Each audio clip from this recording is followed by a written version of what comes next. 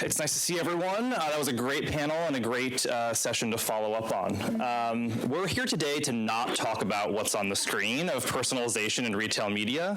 Instead, we're going to go much deeper into how Mondelēz is using cutting-edge AI technologies to better understand shoppers and consumers, enhance the customer experience, and we'll go kind of into all of the data assets that they're using, as well as some of the regulations and controls that they have in place. So I think it'll be a much more interesting conversation. So at the end, we'll open it up for some Q&A as well. Quick introductions. I'm Lucas from a company called Qloo. If you're an agency or a brand that's trying to understand your shoppers and consumers better, we should probably talk. We can help you out. And this is Cristina. I'll let you introduce yourself. Hi, everyone. I'm Cristina Marinucci. I'm from Mondelēz. You probably know our brands, Oreo, Sour Patch Kids, Chips Ahoy, many more. I lead their global Omni and commercial insights team. It's a newly formed team that brings together shopper, category, brand, and consumer. So pretty much everything holistically. And I've been in the FMCG space 20 plus years. I don't want to tell you how old I am. And yeah, just different roles. I've been on the shopper side doing Catman. I've been on the brand side, but mostly I've been in insights and analytics in different capacities. All right, so first softball question. Mondelēz has a ton of different products. I need to know which is your favorite and why. So Oreo, but it is the not even double stuff, most stuff. I am all about the cream, and that is, we start meetings this way, and people get very passionate about, you know, how they eat their Oreos, whether it's the thins, they like the chocolate versus the cream, but I'm team cream. I'm surprised they still sell normal Oreos, because the double stuff, triple stuff, full stuff, whatever it is the way to go. Thank you. All right, that aside, so you obviously have a very large role, and you've recently landed in a new role at Mondelēz. You're no stranger, however, to shopper and consumer insights. So I kind of want to first set the scene of, in your last 12 months, if you will, can you explain how AI has changed the scope of your work, the way that your team operates, and the way that Mondelēz understands their shopper and consumer? Yeah, it's definitely increased the speed and efficiency of how we operate. I think many of the suppliers we use have already been using AI for years. But the scrutiny of it has definitely increased, and I know we're going to talk about that a little bit later. But if we think about, you know, agile testing, concept testing, maybe de-risking ideas before we get into validation and bases, where we're getting ideas from, like pulling them through our funnel to understand those trends, more predictive analytics. RGM, or revenue growth management, is also part of my role. So dynamic pricing strategies and promotional strategies, leveraging hyper-personalization and how we're targeting consumers. So it's really, created more work from us in a way, but also taking efficiencies to allow us to focus more on the strategy. So I always talk about meaningful versus manual. The manual things is what we're looking to decrease, and that's the analyzing things, summarizing, identifying trends, like I said, in the upfront, early concept testing, things like that, to allow us time to do the meaningful things. What's the so what? How do we pull that into a strategy? How do we turn and face the organization in terms of the commercial implications, et cetera? Great. And we actually have an example I think we should pull up and talk through, related to product development and how AI is being used by Mondelēz in that capacity. So whoever's on the computer controls, great. So Cristina, can you just walk us through a little bit of what this schematic shows and how AI is powering this system? Yeah, so it's from our R&D side. We're using this to analyze trends, like sentiment trends, what is currently in our products from the ingredients, the nutritionals, et cetera. And we can put prompts in to dial up different aspects of that, whether it be more sensorial, like flavor, the texture, the nutritional information, et cetera, and it will spit out recipes that we then go co-create with chefs, and we have a panel that then tests them, so they're assessing the products, and recipes that are created from this tool using AI and predictive analytics, different simulations, et cetera, test 60% higher in likability with our consumers than those that do not. It's also reducing the time to get to to product ideas by up to 5 times faster. So it's across the board where we just started rolling this out like the last 6 months, but we've already used it on 60 different innovation ideas in our pipeline. Any that have come to market yet? It was used on Chips Ahoy, so just recently you'll see it roll out soon. Right. Liz from Under Armour on the previous session had a great comment just about if you want to understand how to use AI, you need to understand data and data flows, because at the core, right, that's what the model ingests. So in this flow chart, can you unpack for us, like, what are the different signals that Mondelēz has access to that you guys are using as inputs and levers in kind of this product development system? Yeah, so consumption data is going to be key here. We do our own demand data analysis every year, so we're understanding what those consumption trends are, what those needs are from a functional and emotional state are, how those are changing. We're looking at signals in terms of like social listening and what are the trends in terms of up and coming ingredients, what are people saying about nutritionals like GLP medicines, et cetera. So all of those would go in terms of what we need to maybe heighten, what we need to be aware of, cost implications. So the financials would go in too, because obviously we don't want to create something that is not affordable for us or profitable. So we can manage all these different inputs and also input what we want to focus on in terms of increasing, maybe more of a functional need that the product's going to serve, or potentially adding in nutritionals or removing is often one of the big considerations, and even sustainability. What's our sustainability agenda? What is the footprint of the product, the packaging, et cetera? So all of these are inputs. It just depends on what we're trying to solve for. Great. And it also seems like you guys are also believers, as we are at Qloo in the previous panel, that it's not just AI and AI alone. It's also AI plus sort of the human interpretation analysis. So correct me if I'm wrong, but at the end of this, there's still an actual panel of consumers and testers that you guys are getting feedback from. Yeah, absolutely. I don't think that we'll ever I hope we never get away from that human element, really understanding those deep emotions. We talk a lot about the benefit of deep ethnographies, right? And getting to those micro occasions, those micro moments, how you're using them in the space, what are the trade-offs, and what are, again, going back to like those needs, the unmet needs. We're not going to understand unmet needs from AI because it's not going to be an input. It's unmet, right? So it's only going to be able to look at the historical trends and data that's out there to predict the future, where a lot of innovation is based on future trends, right? Future behaviors, things we're seeing evolve in the marketplace that we want to bring forward, like permissible indulgence is a really big trend. If we look just at the data, indulgence as a whole is going to be about that reward, that treat, that comfort, allowing yourself those moments to indulge, versus the trend is around permissibility, and permissibility means different things to different people, but it could be about more portion control. It could be about pulling out some of the bad to reduce the guilt, to allow you to have those moments. So I think it's really important to balance the two, where you can look at the historical data, the past, to predict the future in many regards, and that is a good use case. But for innovation especially, you have to have an eye on the future. You have to be thinking about those evolving needs of your consumers, your shoppers, et cetera. So balancing it, and again, meaningful versus manual, right? It's an art and science. So a lot of that science can come from AI, but then how do you overlay, the brand equity, the brand positioning, the strategies of our business that are going to be inherent to us and maybe not public, right? What are we going after? What are those burning platforms, et cetera? So that's really important. Great. Within your department and your team, how do you strike this balance between kind of like the human hands-on researchers and that deep ethnography that you guys are doing, as well as these kind of like new cutting-edge models and AI tools that you guys are developing and investing more into? Yeah. Well, right now it is definitely about a hybrid of the two. And like I said, a lot of our suppliers are already using AI mechanisms to increase their efficiency. I would say right now we're focused more on the historical and predictability, looking at trends to predict future behaviors, et cetera. So it is, we have an eye on the future though, and I think the more value in AI is coming from the future focus of it, not just current or past performance, prompts, but the predictability, the simulations, et cetera.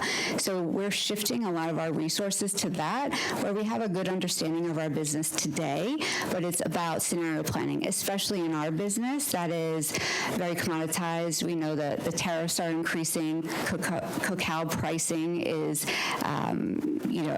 has a direct impact from inflation. We're 10 times higher than that. So a lot of companies are facing similar challenges now, and it's very unpredictable. So using AI to predict the future off a very, unprecedented time is hard, but using it to simulate all these scenarios so we can have a plan A, a plan B, a plan C, and be able to be agile and divert resources where appropriate based on what actually comes to fruition. Fascinating.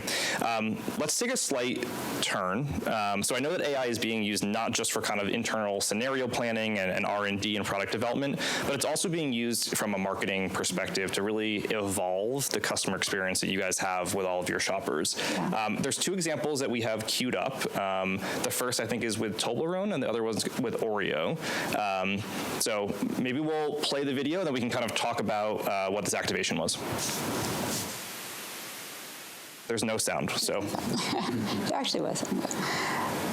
Yeah, so this is an easy one, and it's fun.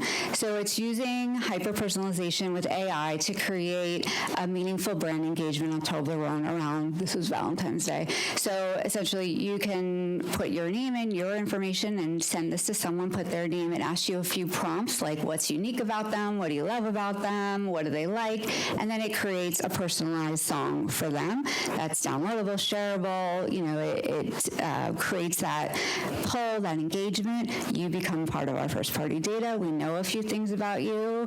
You might have told us this is your partner, your husband, your wife, your child. This can be created across a number of occasions. We can even create those micro occasions outside of the big seasons.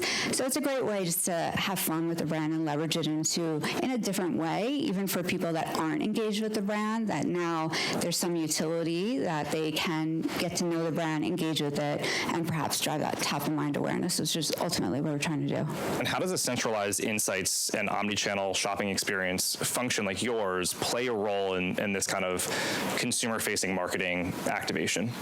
Yeah, so by pulling together like shopper, category, consumer brand, we're thinking media to shelf, right? We want to think upper funnel, and a lot of brand marketers, as we think about how to grow our brands, are focused on growing their brands. They're not looking at the holistic picture of the category growth, right? That incrementality, what's in it for our retailers that we're selling to. They don't care if they sell Oreo versus, Nabisco. They want to sell cookies, right? Ultimately, they want to convert that shopper. So we need to bring these category growth strategies to them that are holistic, that we are going to hopefully win a disproportionate share of to grow our brand. That's how we want to grow our brands, ahead of the category growth. Now, when we talk to our brands in the company, a lot of the focus is on product innovation. Like, that's fun, that's sexy, your head goes right there, okay, this is one way to grow the category. But we've implemented this 6P framework, which is around, yes, product, but also packaging. Like, how does PPA play a role, especially in times like this where value equations are being redefined? Pricing strategies, are we trying to be more premium, more value, serve a different cohort? Promotional strategies, like we just said, what's going to compel you to buy that when prices are increasing? So what's going to be meaningful to allow you to continue buying, as well as place. Place is a big one for us, like being at the right place at the right time, especially because 60% of our sales are impulse-driven, not planned. So if we're not there, you're going to make another choice. So it's really important to pull all the way through to that, and a lot of these activations come from that starting place. Like, this is about experiential fun, engaging our shoppers, consumers in a new way, and this is one way which we're driving through a proposition, upper funnel, social media, et cetera, but then it should trickle all the way down to, in store, you would get served a coupon after this to go buy it, to get one for you, get one for a friend, because you're giving this as a gift, et cetera. So it should pull through in all those different ways. Great. I want to double click on place. So at Qloo, one of the things that we're using our insights for is to help brands like yours understand new retail locations that may be prime outlets for their products. How is is AI and your team helping think through distribution and kind of equipping those category managers with the insights they need to be effective?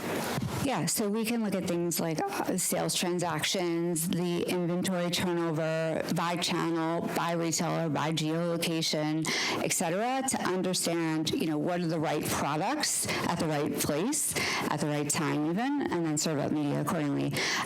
This is really important for demand forecasting, where, I think anyone who's worked on the brand would know demand forecasting is not always accurate, right?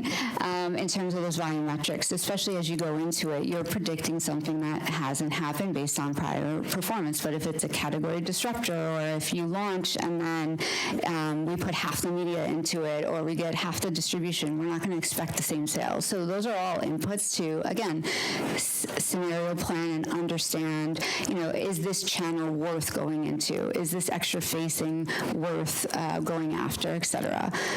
Great. Anything else about Toblerone? This activation? Otherwise, we can go to Oreo. Oreo. Great. Let's queue up Oreo.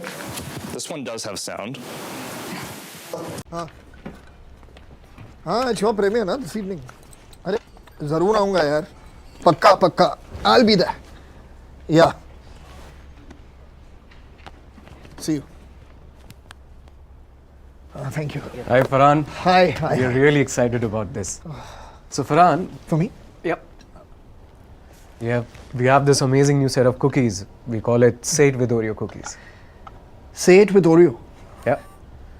और ये cookies से ना, you can say words when you are at a loss of words. It means it gives you words whenever you are at a loss of words. Whenever in life you are in an awkward or tricky situations, you don't know what to say, right?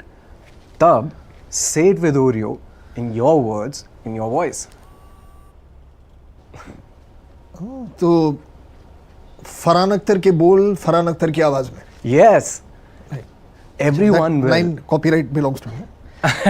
Totally. Interesting.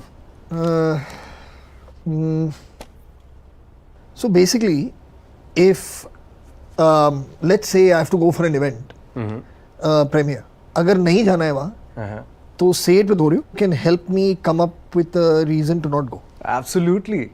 You just have to scan the pack and you'll have the playful answer. Farhan Akhtar के बोल फरहान अख्तर की आवाज. आवाज में. I like it. Good stuff. You're welcome. Cool, amazing. So we're done? Yeah, we are done. Thanks. Yeah. Okay, fantastic. Achha, Farhan, I was just curious, I just wanted to know, can I get a role in Dawn 3?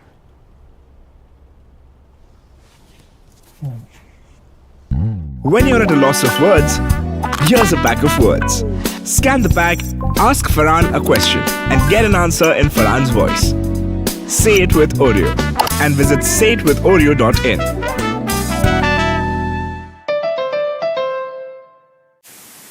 That pretty much explains it. But he's a big personality in the India market, and trying to grow engagement of Oreo.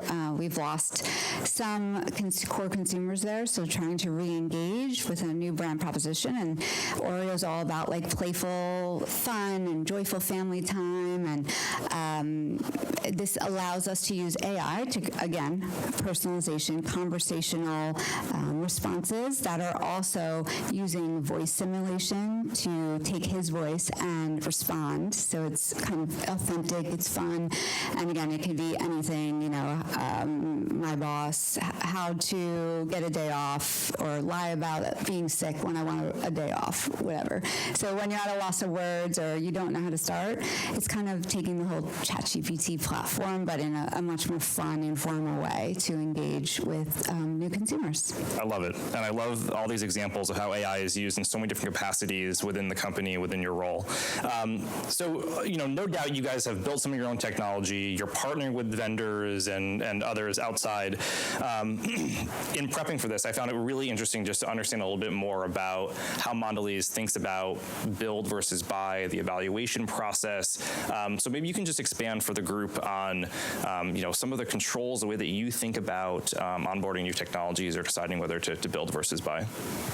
Yeah, so we are a bit risk adverse right now, and we have swung the pendulum both ways. We were doing, I think I mentioned I was part of the Microsoft Copilot. There was a core team using it, providing feedback, and then it was shut off completely. Sorry, Microsoft. But because there were concerns about, sharing our proprietary data on there and people using it to summarize emails or to write presentations or to analyze data, etc. So they did pull back. We can't even access ChatGPT from inside our firewalls anymore, actually. We were allowed to for a little bit, and you couldn't copy paste. Now we're not allowed to at all. So we have actually developed our own. It's called Lisa, like Mondelēz. And I think that is more the route that we're going, which is to build the models in-house or co-create with a supplier that we own. So we're also building our own Gen AI proprietary platform that we're partnering with Publicis and Accenture on. It will be, again, ours, but our media suppliers will leverage that to help us with planning media and creating content, et cetera. So we have an AI council that is monitoring any AI activation. It has to go through them. And it's checking for things like, is it authentic? Does it comply with our ethical standards? Are we creating any biases, right? Leveraging AI, et cetera. Copyright infringement's a big one, right? Like who owns those assets, et cetera. So everything is going through that. And it's so much right now that even the suppliers we work with, that we've been working with, are also being scrutinized. So we have to go through an audit of all of our suppliers to understand how they're leveraging AI technology and how they're using our data as inputs in there. So it's a little bit much right now, I'm not going to lie. But I think with any of those things, the pendulum's going to swing back and they'll start to ease up. But it's really about demystifying that for our senior leaders, right? Helping them understand those controls that can be put in place to help mitigate the risk they feel, and then getting people more comfortable with AI in informal ways, which is what I do on my team specifically. Great. We are coming up, I think, on a 5-minute mark. So I'm going to ask one more question. I want to make sure there's time for audience questions.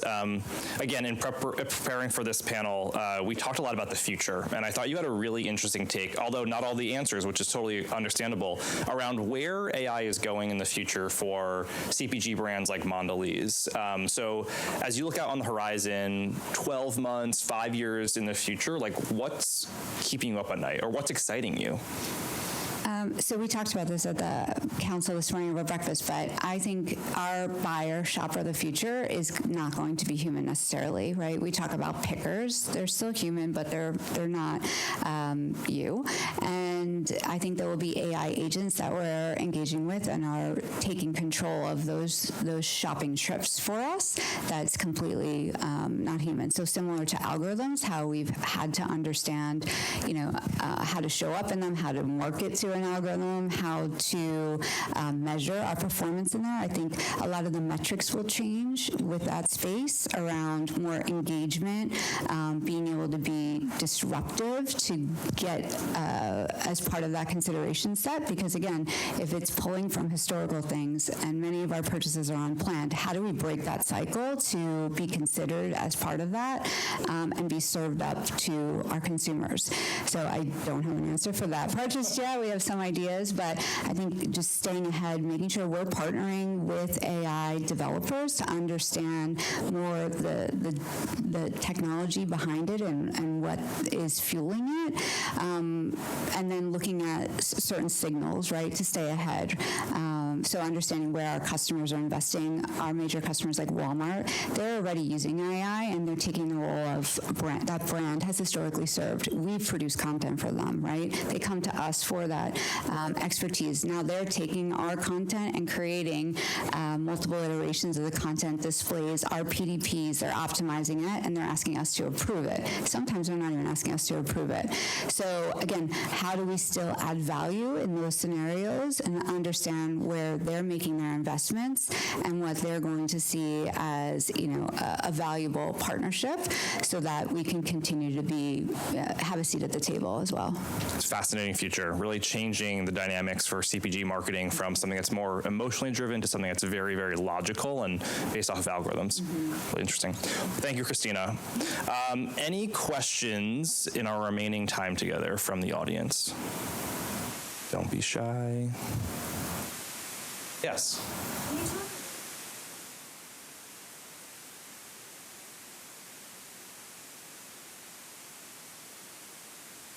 Yeah, absolutely. So we do try to form cross-functional teams and pull in the right people, especially as we talk about 6P, because 6P is everything. It's upper funnel, mid-funnel, lower funnel, and it's the technology that's driving it. It's our media placement, et cetera. So the most successful campaigns are those that have considered all those levers that we can pull and really go across the 6P framework like I was talking about. But that is sales, that's marketing, that's obviously insights, but it's also our technology teams as part of that, and our finance partners to understand, again, what's going to be most profitable, where should we be investing along all those different touch points as well. So I'd say it is a work in progress, working in that way, more agile with shared objectives is where we want to start. So we spend a lot of time on, what are those cross-functionally like big rocks, and there really should only be like 2 or 3 of these for a year that are going to require us to work in a very different way, but those are also the ones that are going to have the most impact as well. And then functionally, everyone's going to have other objectives that keep them busy, but taking the time at the beginning of the year to create those together, and then we'll pull in the right people accordingly.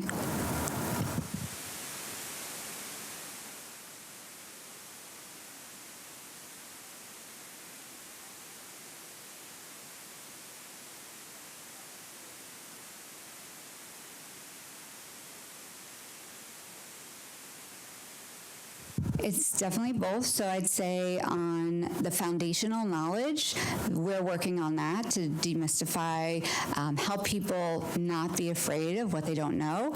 We talk a lot about this being a minion, right? And taking any task and breaking it down into 20 tasks, and then what can be automated versus, again, meaningful manual, right? And the rest becomes the job description, the meaningful part, and the other part can be automated or outsourced. So we're trying to get into that rigor as we build new job descriptions and think through that. We're also doing simple things like immersing ourselves, like me telling the team, go create a song, or using one of these things to create a song for a team meeting to kick us off, or having the team engage with a new platform to bring forward, like giving them silly assignments, right? So that's the easy part. I think where we bring in people to really accelerate our knowledge, because we don't have it, right, is from the outside in. So that there are consultants that focus only on AI. So we're building like a certification for people to go through as part of our learning ecosystem that starts at more a receiver of the information, a doer, and then ultimately like a train the trainer where they'll be teaching their team. So you learn, you see, you do, right? And we're also bringing in those partnerships to help co-create things with us. Like I mentioned, we own it, but we need their expertise to help us get there. We're good? Caitlin, am I getting the signal? Okay. Good, okay. Thank you very much, Cristina. Thank you, guys.